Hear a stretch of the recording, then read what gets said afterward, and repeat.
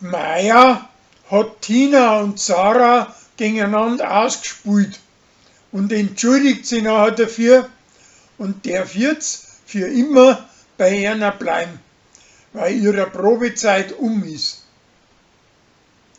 Der Gregor und seine preußische Gspusi brauchen eine Zeit lang, bis das über den Streit ums Heiraten drüber wegkommen. Uschi glaubt, dass sein Alter möchte, dass sie als Kocher lernt. Danach stellt sie aber raus, dass er für sie gekocht hat. Die Rosi möchte, dass die Lansinger über die Seiten von der Gmor im Netz alle das Neueste mitkriegen und versucht mit der Gmorschreiberin, dass die Leute das beibringen. Dabei aber machen die das schon ganz gescheit. Danach suchen sie lang nach einer guten Idee fürs Dorffest. Und schließlich soll es nachher um die alte Glotzen gehen, als wir vor 50 Jahren.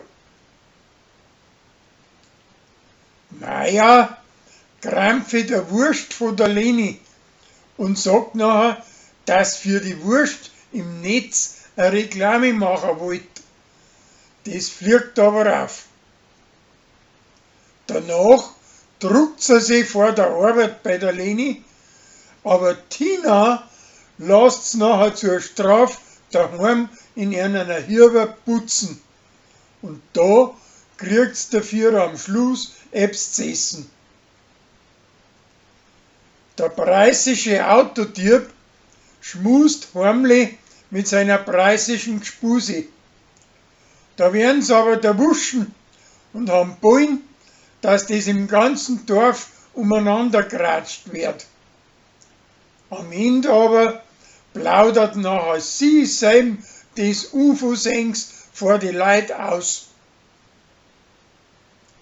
Fanny schlagt wieder zu Lansing auf und wärmt mit Gregor schöne Geschichten aus einer alten Zeit auf.